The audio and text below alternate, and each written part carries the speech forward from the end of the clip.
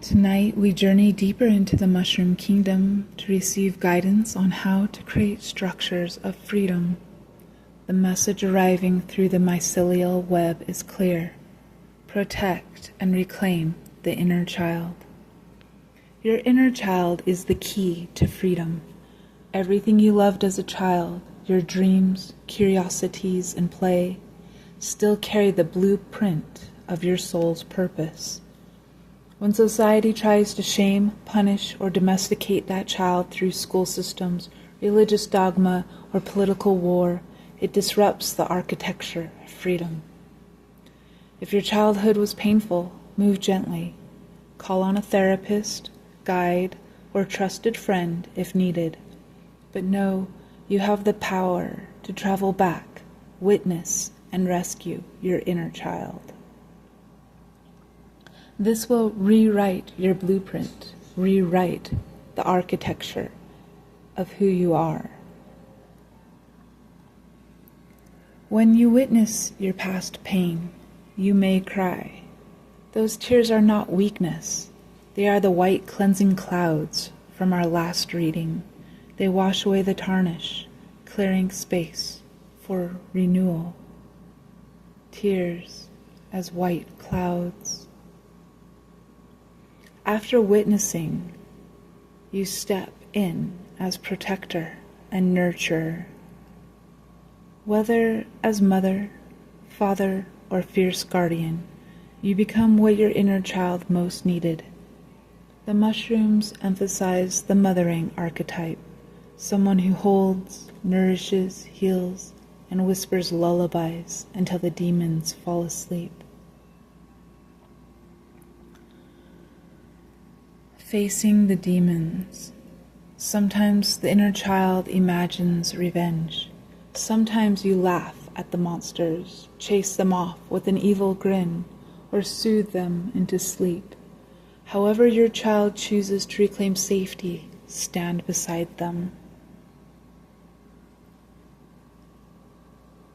Play and presence. Afterwards, ask your inner child, what would you like to do today?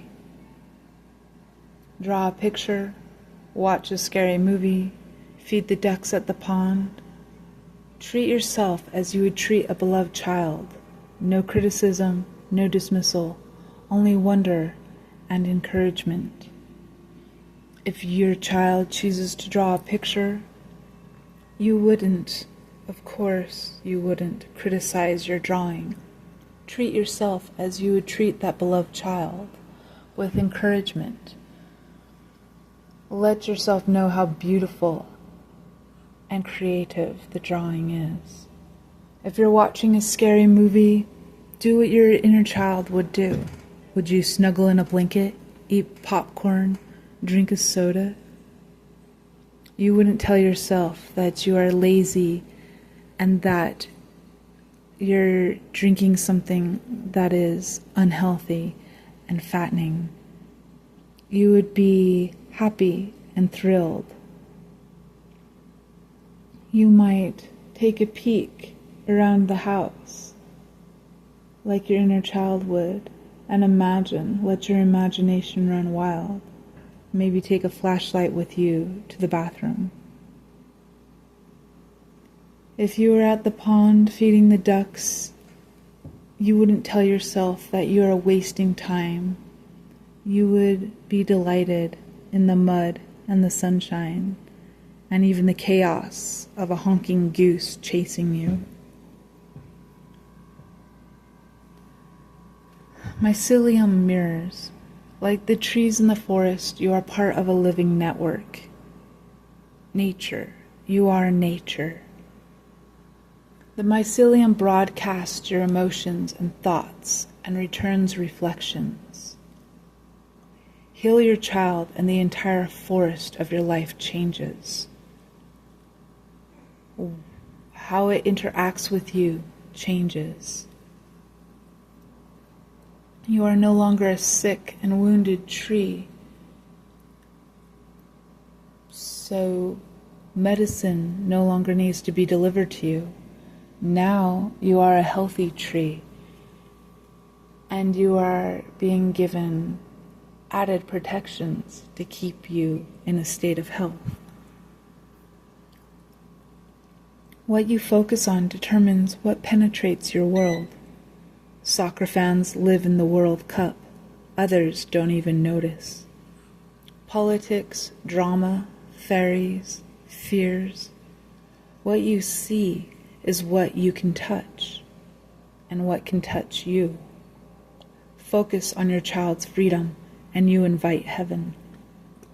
Heaven through childhood.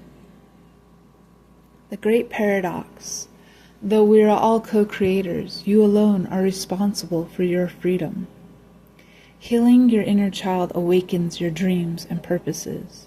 This is what it means to become as a little child to enter heaven. Cleansing and protection. Keep your waters full. Hydration, visualization, smudging, prayer, ocean immersion, violet flame, or the white puff cloud. All these are protections. Cleansing is the shield that keeps your energy clear. An example of how to rewrite this magic. A woman recalled being a little girl at a family gathering. It was a beautiful sunny day, and she was happy. She was playing with her cousins.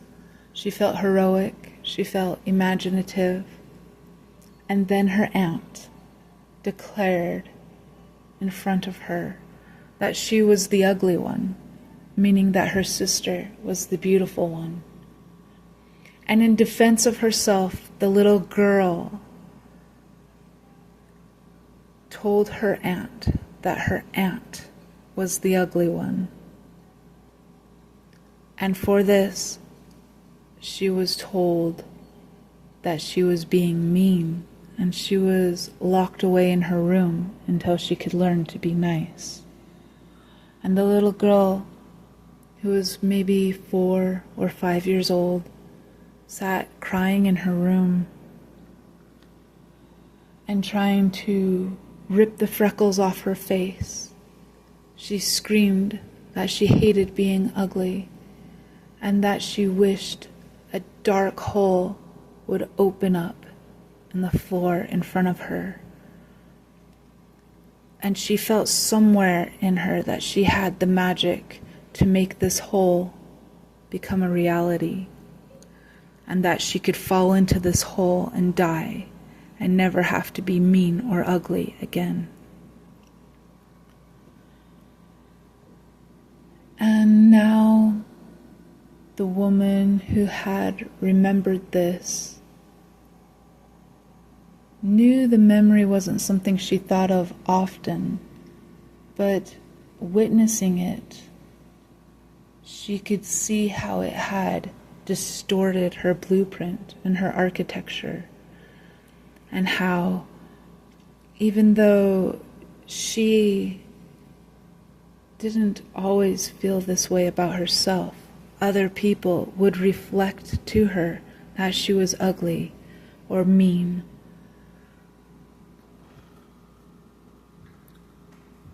And she saw how it had started to affect her life in such a way that she would hide from others and not want to be seen.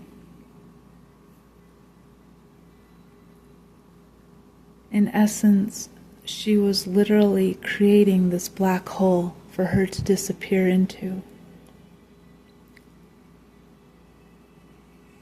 Now she has returned to the little girl and witnessed what had caused the trauma, and she starts to rewrite. This is the magic. She visualizes scooping the little girl up into her arms and telling her that she is beautiful and that there was a wicked beast outside that had scared her family into locking her away. And now she would stand beside this little girl and confront the beast. And she gave the little girl a magic sword that only a beautiful warrior princess could hold. and the sword glows in the little girl's hands, and they walk out into the center of the party and stand before the ant and point the sword. And the ant quivers as the beast inside is frightened and runs away, and the ant is freed, and everyone is happy because now the beast is gone and they're all safe. And they all cheer the little girl and toast to her and thank her for saving them all from the wickedness of the beast. And now she is a hero, and everyone sees how beautiful and brave and kind she is. And so after imagining and rewriting the past, the woman journals about it, and she asks her inner child now what she would like to do. And the inner child chooses to draw, and so they draw pictures together. And the magic starts to reshape her life. It is a new message going out through the mycelium into the reality around her. And the reality around her starts to reflect this love, starts to see her as a beautiful warrior princess who saved her family.